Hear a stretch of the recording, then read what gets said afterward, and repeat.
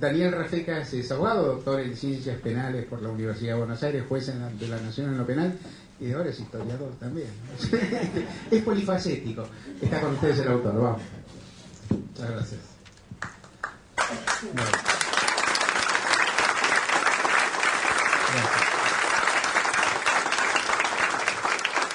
Bueno, buenas noches a todos los presentes. En primer lugar quiero agradecerles profundamente que hayan venido hoy aquí para compartir esta actividad. Voy a decir solamente explicar algunas de las razones que me llevaron a escribir esta obra y en todo caso enfatizar o subrayar cuáles me parece que son los puntos centrales que se quiso transmitir a partir de Historia de la Solución Final.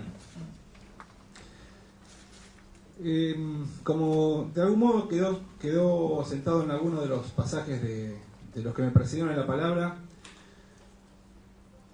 a lo largo de los años que uno viene dando clases y ejerciendo la docencia, en mi caso en el ámbito del derecho, y abordando de una u otra manera el tema de la Shoah relacionado con la criminología, con nuestro saber, que son las ciencias penales, advertí hace muchos años ya que estaba faltando en el ámbito de habla hispana una obra que de alguna manera nos pueda servir de herramienta, de introducción o de abordaje en términos históricos del tema de la Shoah, que nos permita comprender o que nos permita acercarnos a la comprensión de cómo pudo haber sido posible Auschwitz.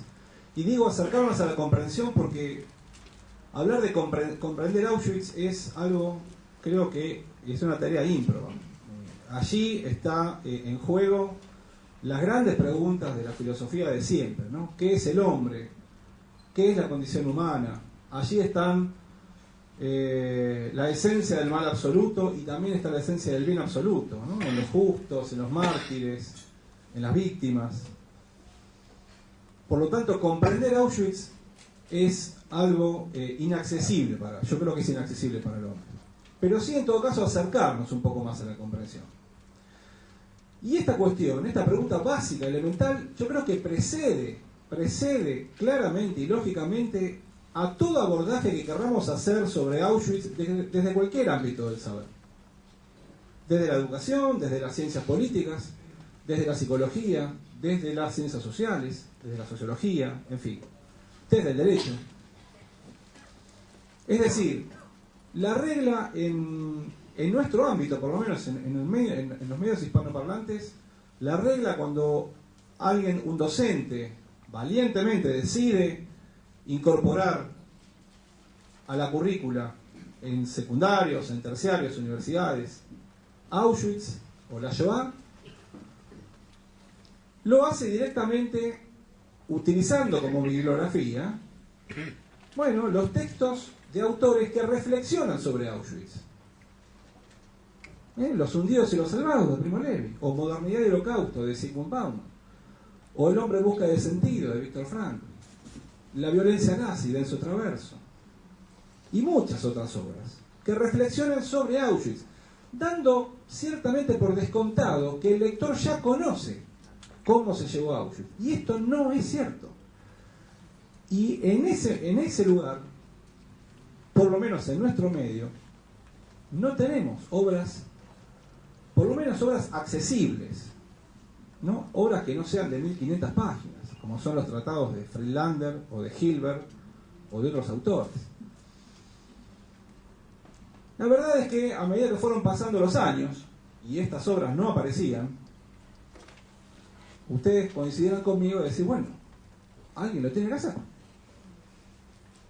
Y entonces, como muchos amigos míos me decían, vos estás completamente loco, yo encaré esta aventura y esta misión, esta idea. Y empecé a recopilar material y un largo camino en el cual muchísima gente me ayudó, muchos de ellos están hoy aquí presentes. y una cadena interminable de felices coincidencias, ¿no? Como siempre suele ocurrir en las buenas acciones, ¿no? ¿A quién no le ha pasado cuando uno encara una buena acción que el destino conspira para que esa obra se concrete? Y el acto de hoy es otro jalón, otro eslabón en esa cadena, ¿verdad?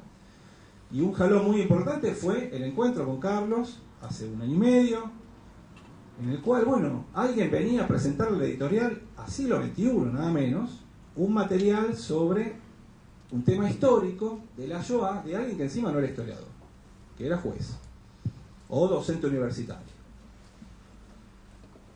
Y allí entonces, por supuesto, es un jalón muy importante porque yo quiero subrayar, digamos, el papel que cumplió la editorial en esta empresa, que hoy estamos aquí presentando, porque fue de apostar desde el primer momento al producto.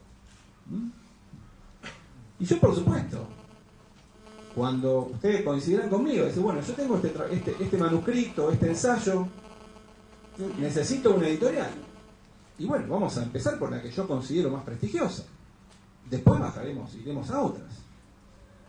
Esa editorial fue la que me abrió las puertas y me puso los mejores recursos humanos en edición, en corrección y en todos los ámbitos para que este libro haya llegado a la luz en estas condiciones de modo, de tiempo, de lugar. ¿Cuáles son los ejes fundamentales?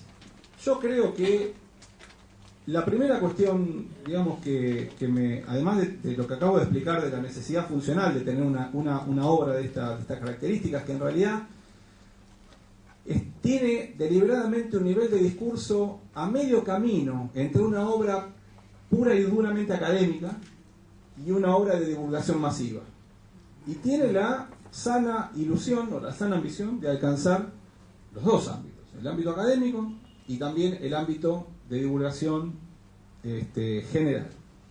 No sé si lo lograremos, esperemos que sí. En cuanto, entonces, yo le decía, en cuanto a los objetivos que se plantean con la obra, yo diría básicamente dos de ellos. El primero es, en cuanto a la cuestión histórica de la Shoah, utilizar el método de la indagación judicial, que en todo caso es el humilde aporte que uno puede hacer para desentrañar las complejas tramas de causas y efectos y los procesos que llevaron a Auschwitz.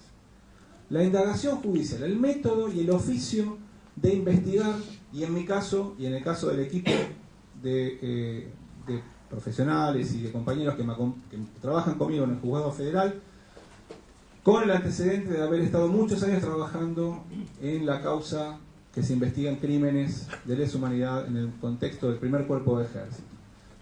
Esa experiencia, ese oficio, ese método de indagación utilizado para desentrañar esos procesos que llevaron a Auschwitz. Y de allí entonces surgen algunas aristas interesantes. Por ejemplo, correr del centro de la escena las, entre comillas, confesiones de los criminales de guerra y genocidas nazis en los procesos a los cuales se sustanciaron en la posguerra.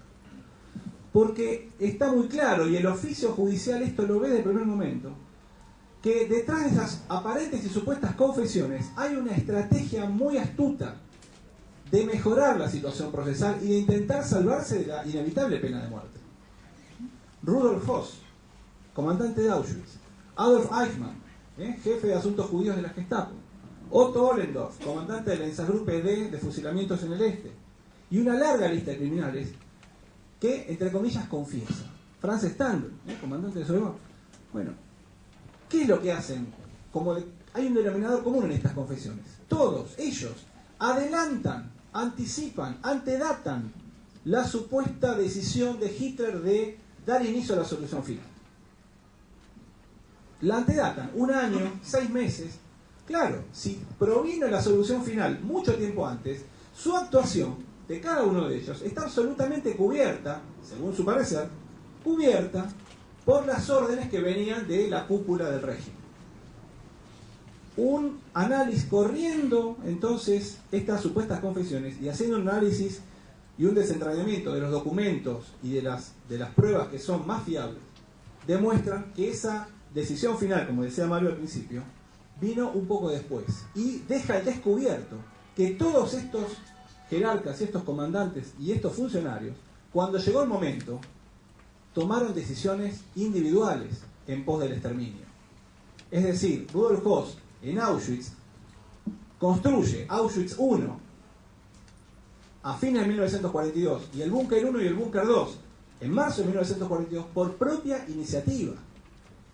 Las primeras cámaras de gas en Auschwitz las construye Rudolf Höss sin tener todavía una orden global de exterminio de todos los judíos europeos. Y Otto Ollendorf cumple órdenes de matar, de fusilar en el este, en el frente oriental meridional, a 250.000 judíos, hombres, mujeres y niños, cumpliendo órdenes que se fueron dando en forma verbal por el espinel de la burocracia de las SS, y sin que hubiera una orden desde el primer momento de dar muerte a todos ellos. Y lo mismo Franz Stangl, y lo mismo todos los otros jerarcas. Ni hablar de Adolf Eichmann, que también antedata la fecha para intentar salvar su pellejo. La historia demostró que estos intentos, que para mi juicio son intentos de defensa, no les sirvió a ninguno de ellos.